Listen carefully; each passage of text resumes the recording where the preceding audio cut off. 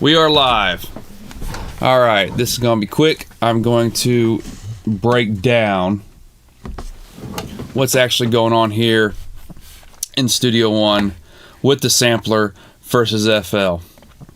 I did a little investigating, and let me go ahead and undo me freezing this track to tell you. Well, I'll show you first. I went ahead and froze.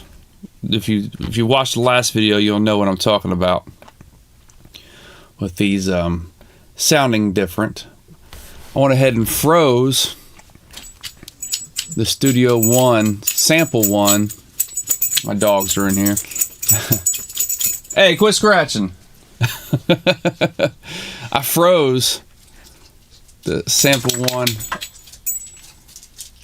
version and realized that it was off timing. I kept it phase inverted here. I just moved up the timing as many samples as I could to get it as in phase as possible when I zoomed in here. And I can't get it perfect, but I got it real close. So if I play it back with Studio One now, so the original sample versus sample one, almost silent, just a little pop in the beginning essentially. Just that initial transient versus the normalized FL Studio version, which they are aligned if you zoom in. FL Studio did get the timing like tight, unlike Studio One that has a little bit of a delay on the sample. But these are fairly tight. See what I'm talking about? They're tighter than what Studio One is by far. But the sound is different. Low end gets through when it's phase inverted. As you can see, again, that's phase inverted versus, and they're normalized because it's the original bounce from the sampler from FL Studio was 2 decibels quieter. Not only that, it does a phasey thing to the low end. So it is actually imparting a sound on the sample. It is not pure BoLo, not in no regard. Now here's the raw version of that without being normalized and inverted again. So boom, boom. And it's so loud because there is a 2 decibel difference, so it's nowhere near phase canceling enough. Now the S1 version with the time alignment bringing forward a sample one sampler,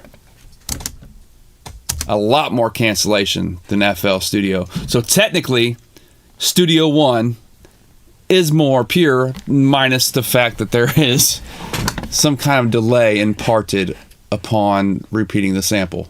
So let's look at this as an instrument now.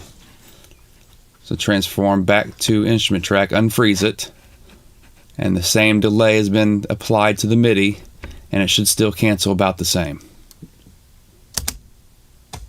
See? Now if I was to bring this back to the grid, as we did in the first video, before I knew what was actually going on. It's a timing issue, guys. So FL Studio is far from being, quote-unquote, more pure than other DAWs, and that's why people have to throw it on the timeline like BoLo was suggesting in this video. That is not the case, y'all. Not at all. The timing's a little bit tighter. There is no delay, even though that delay is so minuscule, but it's enough to, let's go ahead and freeze it again.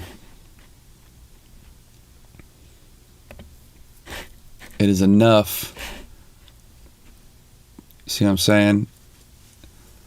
We're talking fucking microseconds, probably, a dozen samples or so. That's enough to keep it from